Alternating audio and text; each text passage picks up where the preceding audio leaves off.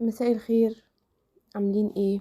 هنعمل النهارده غدا كده حلوة قوي. هنعمل سمك مشوي بلطي في البيت، ونعمل كمان سلطة الحاتي اللي كلنا كده بنخطفها من بعض. يلا بينا. معايا هنا اول حاجة هنبتدي بيها الخضار اللي احنا هنحشي بيه السمك. معانا هنا توم مفروم، ومعانا خضرة، معانا طماطم شرايح، معانا بصل شرايح، معانا ليمون شرايح. تمام، انا هنا بوريكم الحاجة اللي على بعضها، وبعد كده بقى هننزل كمان توابل. هنحط كزبرة ناشفة، وهنحط كزبرة ناشفة مطحونة، وهنحط كمان كمون مطحون، وهنحط ملح، وهنحط شوية خل. طبعا انا ما بحطش اللي هي توابل السمك، انا بحب طعم السمك، مش بحب اغير طعمه بالتوابل.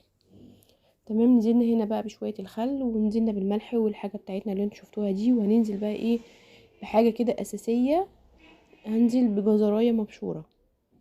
تمام، طبعا انا كنت هنسى ان انا احطها في التوابل او في الخضار اللي انا هحشي بيه السمك، وافتكرت. معايا هنا عصير ليمونه واحده. طبعا انا استكفيت بان انا حاطه ليمونتين شرايح، فحطيت بقى عصير ليمونه واحده مع الخل. هنبتدي بقى ايه نقلب المكونات دي كلها مع بعض كده. طبعا انا هقلبها بالشوكه مش هتنفع، فطبعا ايدينا. تمام، هقلبها كده بايديا وهفرك بقى كل الخضار بتاعي كده في بعضيه عشان يتملح كويس. وبعد كده بقى هيكون معانا السمك بتاعنا، اي نوع سمك انت حباه ممكن تعمليه بالطريقه دي. تمام، السمك بتاعي مغسول كويس. طبعا نضفنا البطن كويس وغسلناه كمان كويس قوي، ونقعته كمان بعد الغسل بشويه ملح في ميه كده، بس مش كتير قوي يعني عشان ما يحدقش، لان السمك معروف ان هو بيشرب الملح بسرعة، فبننقعه بعد ما بنغسله في شوية ملح، مية بملح. كمان السمك المشوي احنا بنسيب قشرته الخارجية، القشرة اللي هي من بره دي.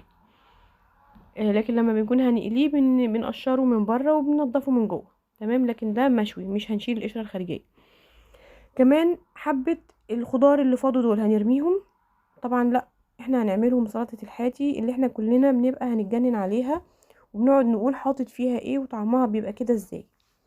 طبعا هي بيبقى كل مكوناتها زي ما انتوا شفتوا كده، انا بس زودت خيارة وشوية مية عشان المية دي تتبل بطعم التوابل اللي انا حطاها مع الخضار. تمام، طبعا احنا كنا تبلنا السمك كويس وسيبناه حوالي نص ساعة، وممكن برضو تشويه على طول مفيش مشكلة خالص، لان السمك المشوي مش شرط ان هو يقعد في التتبيلة شوية، بس انا سيبته شوية يعني عقبال ما عملت شوية رز كده. تمام، معايا هنا ردة.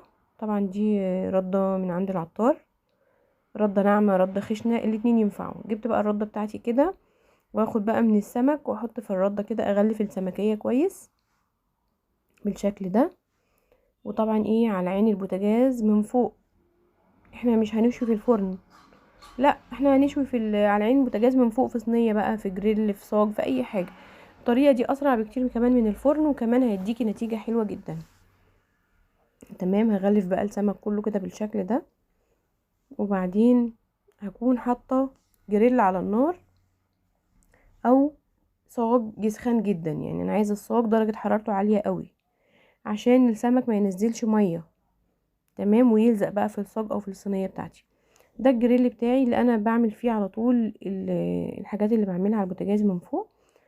تمام، مفيش جريل مفيش مشكله، صاج الفرن بتاعك، صينيه، اي حاجه. اهم حاجه تكون حاجه يعني ارضيتها تخينه عشان ما تلزقش منك الحاجه في الصينيه. تمام، لما الجريل سخن قوي بالشكل ده، طبعا هو الجريل هنا حرارته عالية قوي، حطيت بقى عليه السمك كده. تمام، السمك ما اخدش معايا حوالي 10 دقايق على الوش ده و10 دقايق على الوش ده.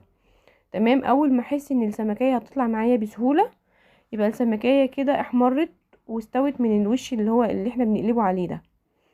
تمام، ما طلعتش معايا بسهولة، يبقى السمكية دي لسه لازقة، اوعي تفكري تحركيها بالعافية، لا سيبيها لما تطلع معاكي بكل سهولة. تمام، انا هنا كنت عملت الكمية كلها عشان انا مش حابة اطول عليكم الفيديو، كنت عملت الكمية كلها وكان خلاص كده خلصت وطلعتهم في الطبق بتاعي. وطبعا مفيش اي ميه بشطه بدقه هنزلها فيها، لا هي كده خلاص. رشيت على الوش حبه ملح بكمون وخلاص، لان هي طبعا التتبيله بتاعتي الحشوه من جوه كانت متملحه كويس واخده الملح بتاعها المظبوط. وطبعا دي السلطه اللي احنا كنا عاملينها. وطبعا لو انتي عامله سلطه على القد ممكن تعملي شويه بنفس الطريقه، شويه سلطه بنفس الطريقه ده لو ما فاضش منك شويه خلطه من حشوه السمك. تمام. يا رب بقى يكون الفيديو النهارده عجبكم. ما تنسونيش في اللايك والشير والسبسكرايب. استنوني في وصفات تانية كتير. وطبعا في الفيديو اللي جاي ان شاء الله هنعمل حشوة السمبوسة اللي احنا عملناها مع بعض عشان تشوفوا النتيجة معايا. والسلام عليكم ورحمة الله وبركاته.